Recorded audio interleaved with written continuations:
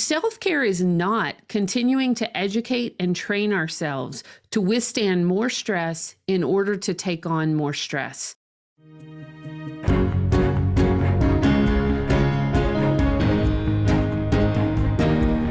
Hello, everyone. Welcome to the KTS Success Factor podcast for women, where we talk about challenges senior female leaders face in being happy and successful at work. I'm your host, Dr. Sarah E. Brown. My guest today is Christine Gautreaux, MSW, holds a bachelor's and master's degree in social work, and is a professional speaker, coach, author, and entrepreneur.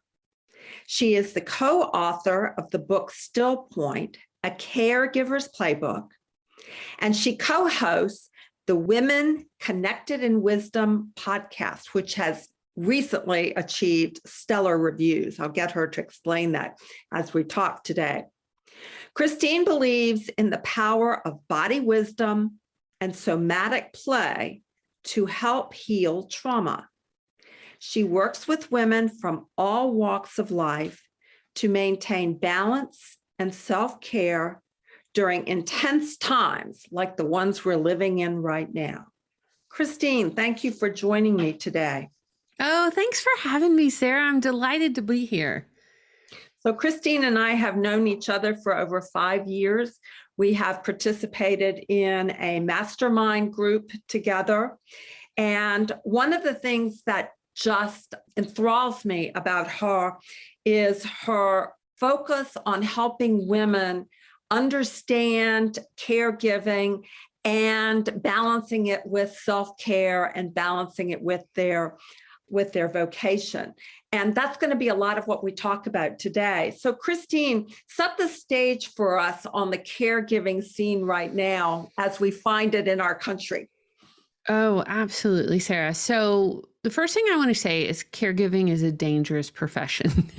There are over the latest statistics. I don't even think we have the latest statistics since the pandemic, honestly. But before the pandemic, there were 57 million identified caregivers in the United States, most of them being unpaid, which meant those were private caregivers. That number does include our professional caregivers also.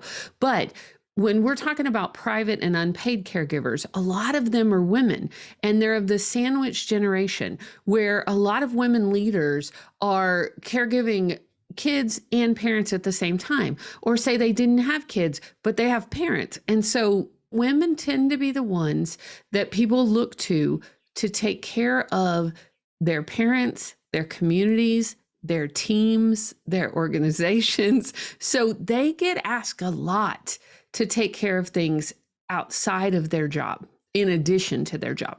And it can be dangerous because what happens is they tend to put everybody else first and not take care of their own health and wellness needs. And that shortens lifespans. Okay, so if the tendency is to take care of others at the expense of ourselves, how would you define self-care? Oh, I always love that question, Sarah. So what we do in Stillpoint is we start with what self-care is not, because I think it's very valuable to identify what it is not. So self-care is not continuing to educate and train ourselves to withstand more stress in order to take on more stress. We all know people who insist on staying in unhealthy jobs or relationships while asking for help in order to tolerate more abuse more gracefully. Self-care is also not, and this is a big one for our female leaders, putting ourselves through frequent, reoccurring cycles of overwork followed by crashing to recover. This rhythm of full speed ahead, followed by total collapse, is damaging to all dimensions of ourselves, the physical, mental, emotional, and spiritual. So you say, okay, Christine, you've told me what it's not, but what is it? Well, in our definition, dominant culture teaches us that self-care is the spa and our nails and our pedicure, and all that's great and wonderful. And I'm not opposed to that at all. But what we define it as in the book is self-care is tuning in. It's recognizing earlier and earlier the subtle physical signs of potential difficulties.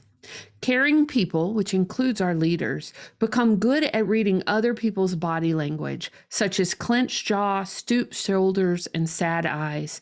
Self-care means tuning into ourselves and learning how to read our own body language. So it's about getting in our bodies. Yeah.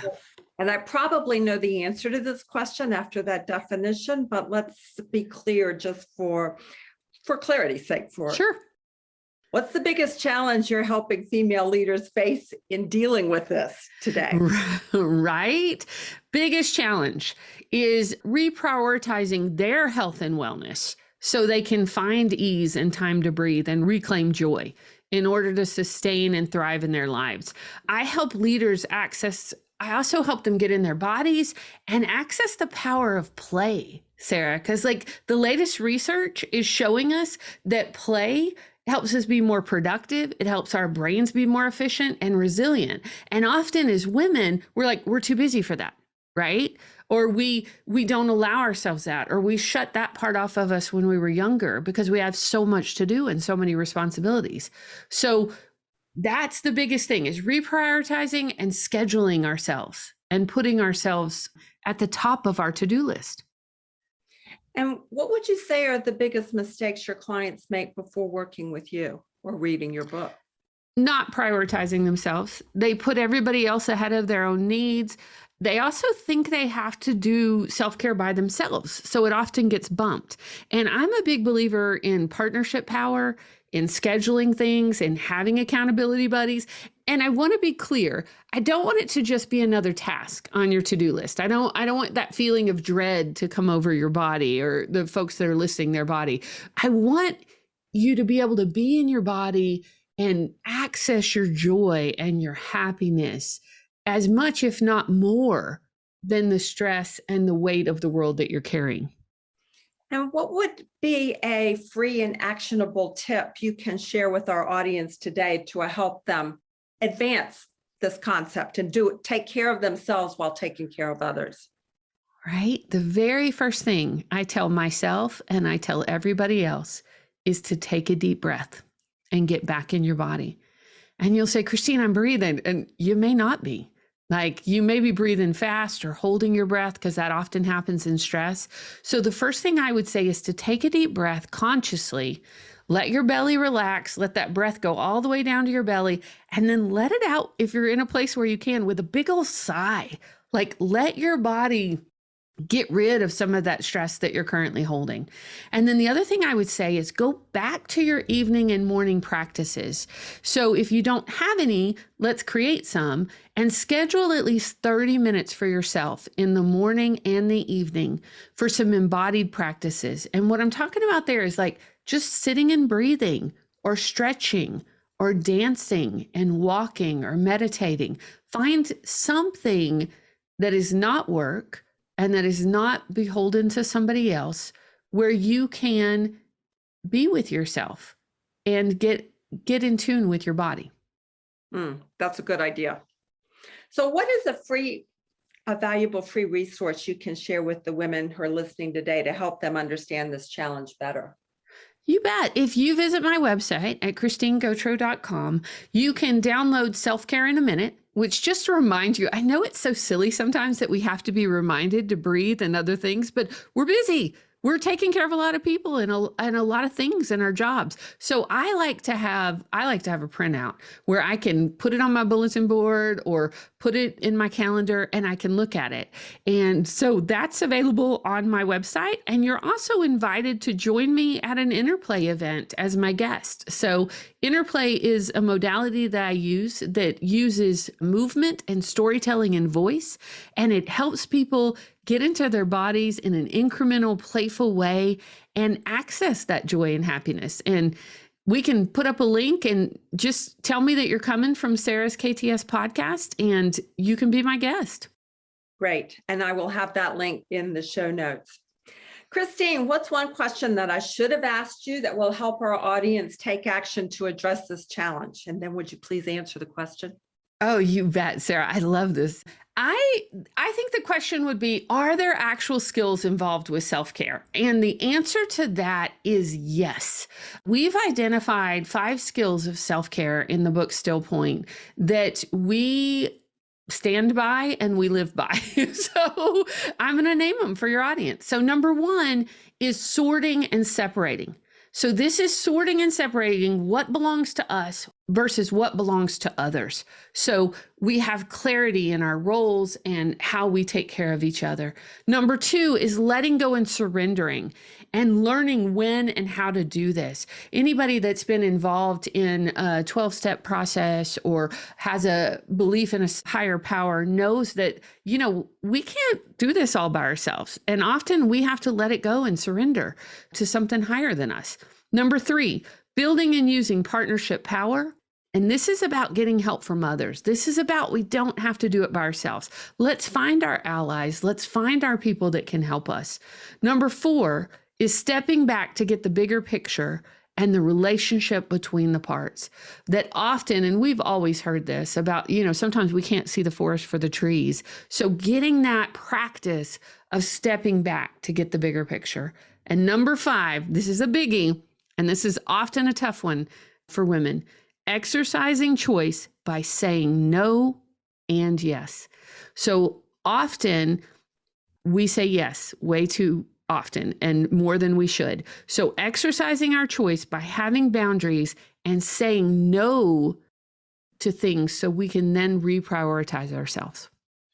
Great advice. Christine, thank you so much for being with me today. Oh, thanks so much for having me, Sarah. This is delightful. I am a regular listener to your podcast, and I am just so grateful for all the resources and support that you give to women who are making a difference out in the world, in their organizations and in their communities and their lives. So as a final word, why don't you tell people where they can find your podcast, Women Connected in Wisdom, and also give a shout out to the awards you just got. Oh, thanks, Sarah. Yes, Women Connected in Wisdom podcast. We stream live on Wednesdays at 5 p.m. Eastern, and you can find us on LinkedIn. You can find us on YouTube or on Facebook. And we also, within 24 hours, it is lightly audio produced and put up on all the major podcasting sites. So wherever you listen to a podcast, you can find us. And we were just designated as one of the top 10% of the podcast in the world. And Sarah is going to be on it. So if you haven't listened already, check it out and check out her episode for sure. Christine, thank you so much for being with us today, and congratulations on the success of your podcast. Oh, thank you, my friend. I appreciate you. Bye-bye. Thanks for listening to the KTS Success Factor podcast for women. If you like what you are hearing, please go to iTunes to subscribe, rate us, and leave a review. And if you would like more information on how we can help women in your organization to thrive, then go to www.sarahebrown.com. You can sign up for our newsletter, read show notes and learn more about our podcast guests, read my blog, browse through the books, or contact us for a chat. Goodbye for now.